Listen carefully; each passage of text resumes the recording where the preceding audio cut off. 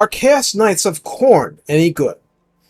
Now, when I did the Chaos Knights of Tzeentch, I liked them so much that they're still up on the banner for my coffee page. There is little question that they are good.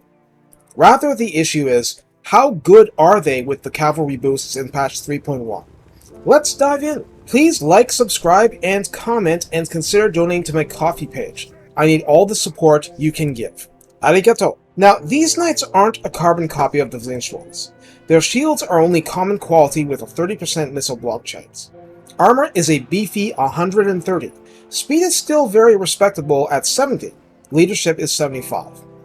Before getting any further, understand this.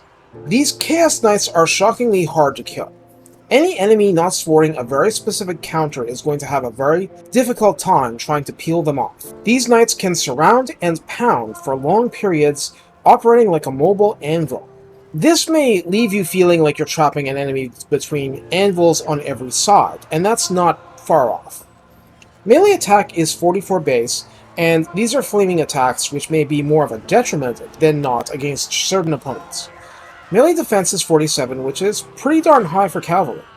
Frenzy should be assumed to stay up for most of the fight, so that makes it effectively 54 melee attack, and weapon strength is 53 by default, 37 base versus 16 armor piercing. So that's a decent division of AP damage, but they still do a lot more to lightly armored units.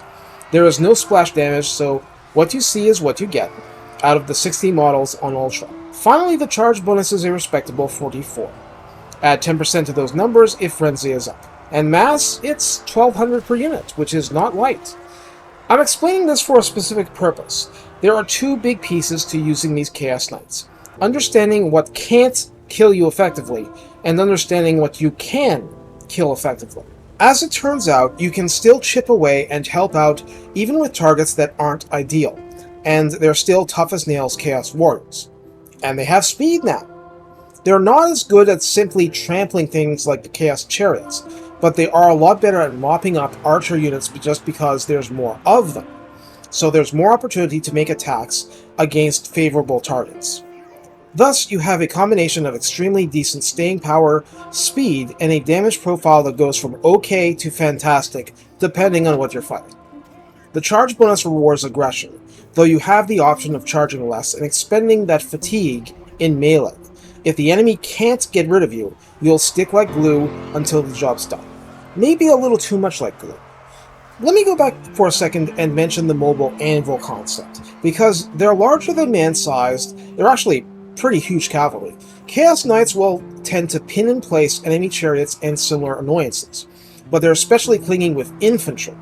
Infantry don't want to turn their backs to Chaos Knights, naturally.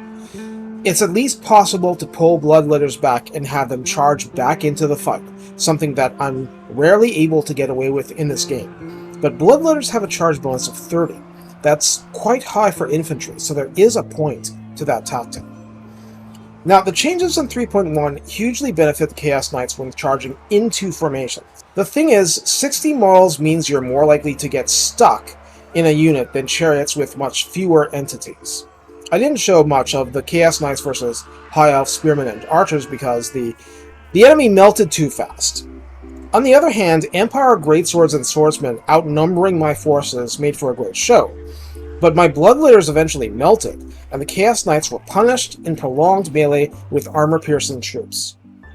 All in all, the Chaos Knights are such a flexible but stiff-backed unit that you'll feel rewarded for having them. I've tried using Marauder Horsemen for taking victory points in sieges, but Chaos Knights aren't exactly bad at it.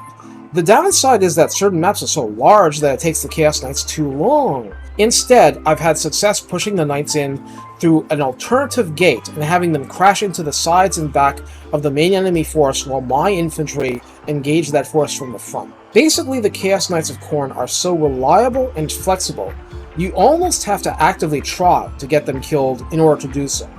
The main weakness, if you can call it that, is that spell resistance at 15% is not huge, so spells will them down. It's just something that you have to account for. The second weakness is that flaming attacks alone won't help against anybody's physical resistance. On the other hand, each model does such decent damage that they'll probably still hurt. It's just a matter of how much they hurt. In the final calculus, They will help the rest of your army get into favorable positions, either by bogging the enemy down or disrupting through charges. For a Tier 3 building heavy cavalry, this is truly excellent, a well-rounded unit that bullies at its weight class. Sheer stubbornness wins them a lot of fights. That has its place, especially in an army that has army, hero, and lord abilities to buff their melee attack. Take care, and have fun trampling Khorne's foes under your hooves.